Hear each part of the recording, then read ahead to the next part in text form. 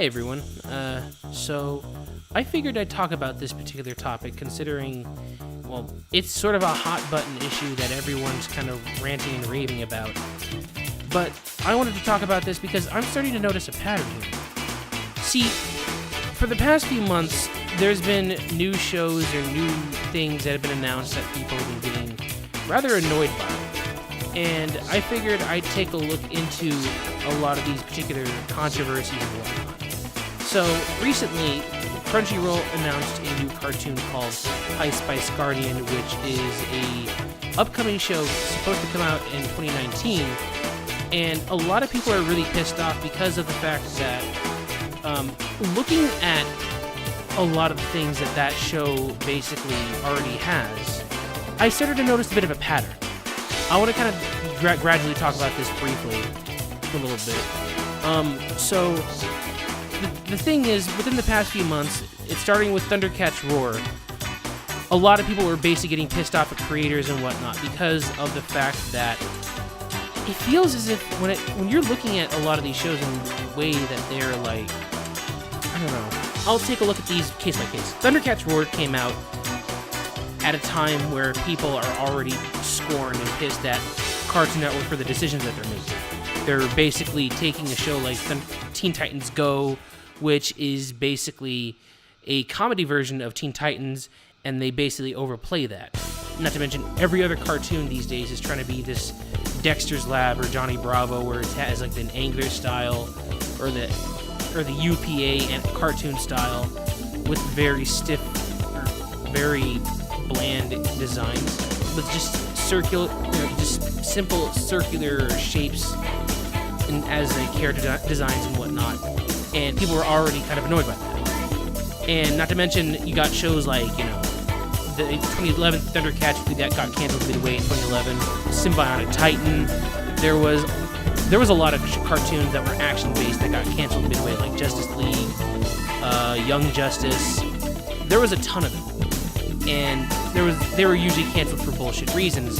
Thankfully, Netflix kind of saved action cartoons, and considering now they're having cartoons like Castlevania and whatnot, and having their own anime, being streamed on there, people kind of have now access to action-based cartoons these days, which gives them more access to be able to, watch these shows whenever they want. Now, talking about She-Ra. She-Ra was another show that I think caused a lot of controversy and a stir last month.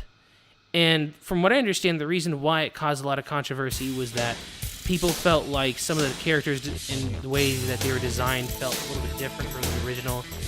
There was one character that was changed from like a white guy, and they gave him like a darker skin. It's more of a reimagining of the original She-Ra, but I'll say this. I personally like the new She-Ra cartoon because it has a very appealing art style. It's not going for a very overly anime look. It doesn't look like it's trying to go for a very cartoony design. It's actually trying to go for a more stylistic choice that actually uses really beautiful colors, actually more something that you would see in a DC cartoon or something like that, where it has more stylization and whatnot. It kind of reminds me of that one cartoon that was kind of based on video games that aired on DC Nation, Gem in the Mystic World, I believe. It's been a while since I watched it, but it looked very amazing with the way it was animated. I honestly think, as opposed to all three of these, She-Ra to me looks the best. And now there's High Spice Guardian, which, personally, I don't mind the art style in this one either. It does kind of have a bit of the quote-unquote Cal Arts look to it, but it definitely has some very anime-inspired designs and whatnot. That, looking at how these characters are created and designed and animated, it really looks appealing. But I think the main issue is more so how Crunchyroll is pushing this thing out. See, Crunchyroll already has a bit of a negative stigma with a lot of anime fans because of the way that anime is streamed on there. They claim to basically give a lot of money to a lot of the studios and creators of the anime that they put on their service, which, I mean, that does raise a lot of questions because, see, when it comes to stuff like anime anime in Japan usually make a lot of money through their merchandising.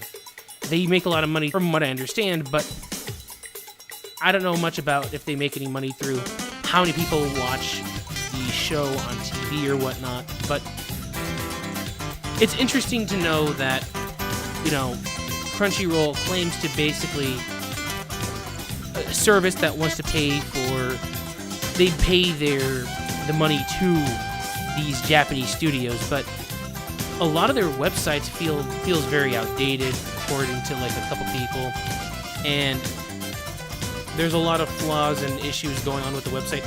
I mean, even the award show, like Crunchyroll gave so many awards to Yuri on Ice, like a lot of awards that feels like it was just overly praising that show for reasons that it probably doesn't really deserve, and it felt like it had a bit of a bias with that particular show.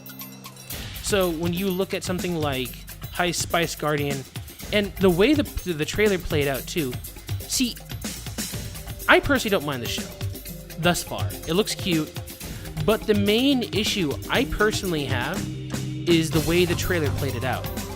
See, there's a thing I personally believe where if you want to make, we have a gay character, we have a black character as your selling point, you're not really going to have a show that's got a lot of strong selling points as is. Because you're just using, like, token characters as a main selling point for your show. This show claims to have a lot of diversity. It claims to have a lot of... Which, here's the thing, diversity isn't an issue, but if that's one of your main selling points, then that's going to make it a very boring show, possibly. Because it having nothing but just, it has girls in it. It's basically got nothing but, minority characters, like black characters, African characters, or Arab characters, Mexican characters, Latino characters, so on and so forth. It just feels more like you're exploiting those particular communities by just saying, we have this in here, and this is our main reason as to why we have it. Or you're just kind of exploiting those particular aspects of your show just to kind of get people to watch it, which kind of feels a little bit shady and a bit iffy, in my personal opinion. One of my main issues, though, is mostly how Crunchyroll is more willing to fund this, but they don't really fix a lot of their streaming issues, which there's a lot of buffering issues for some people. I mean, not to mention they're using a lot of outdated things like Flash, which is dying now, as well as things like, if I'm not mistaken, they also got you're not using HTML5, which HTML5 I've seen used a lot more better of